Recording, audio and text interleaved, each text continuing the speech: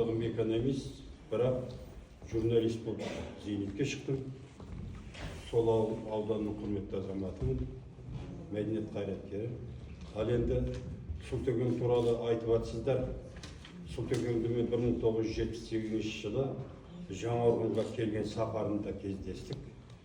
Сонда ол кісінің қасында Асқар Толмағанбет, Мардан Бәйділдә, Қалтай Мұхамеджанов болды.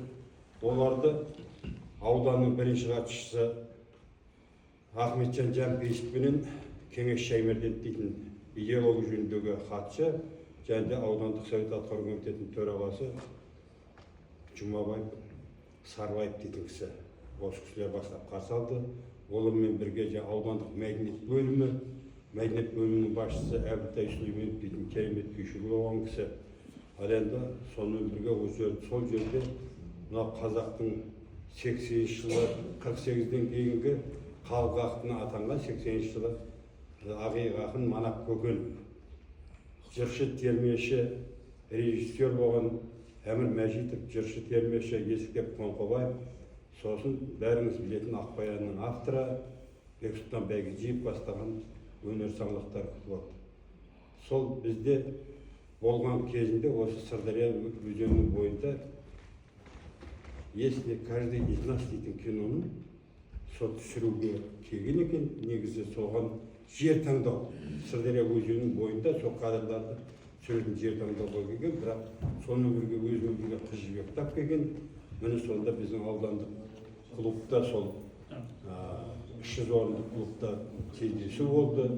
Ол кісілер әңгіме айтты. Сонда Сұлтекең осы фильмді түсіру барысындағы қаншама көрген ерекшеліктер, қаншама қиыншылықтар, сондағы жәндегі фильмге ұлттық колорит беру жөніндегі жасаған еңбектері. Қазір енді қазір кино көбейіп кетті ғой, бірақ мен қазіргі кинолардың ішінде жас режиссерлар отырмаса көңілдеріне келмесін. Кейбір фильмдерін көріп отырып, менің жүрегім лобиды. Сондықтан сол Сұлтекеңнің болған сапарында сол біздің ауданның жәндегі мәдениет қызметкерлері, әсіресе режиссер Мәриям Раишева дейтін кісі болды. Жаңаөргеннің халық театры атағын алып берген сондай бір салауатты кісі болған. Ол кісі де осы күйеуі кезінде халық жауы болып ұсталып кеткен сондай кісі. Міне сол 3 күн біздің Жаңаөргенде болып, сол Сырдарияның бойын аралап көрді, сол ауданның барлық ішкі сыртқы жәндегі мәдени көріністерін қанығып қайтты. Сонда Сұлтекеңнің айтқан бір жақсы сөзі: Жаңаөрген Қызылордадан жұрт жек көреді, Жаңаөрген Қызылордадан артықтау екен деп. Мен сол сөзді әлі күнге дейін есімде қалды. Сондықтан бүгінгі күні кеше Қарекеңіз звондап қалды, қаяқтасыз деп, осы жақта Алматыда жатырмын деп, онда келсеңізші, бір ауыз сол баяғы көргеніңізді айтсаңыз дегесін келдім. Баршаңызға көп рахмет.